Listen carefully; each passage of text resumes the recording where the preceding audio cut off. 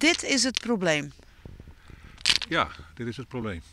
Loslitten de steentjes hoe haast 13 kilometer waardkust.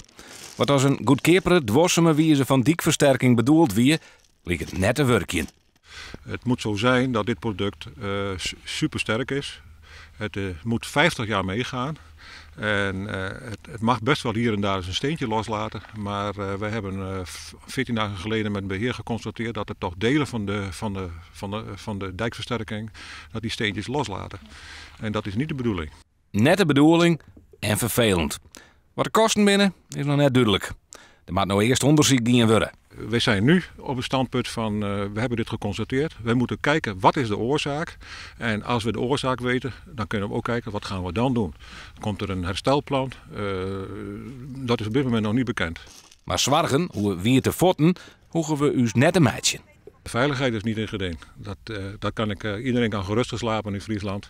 Onze dijken zijn zo sterk, daar gebeurt niks mee.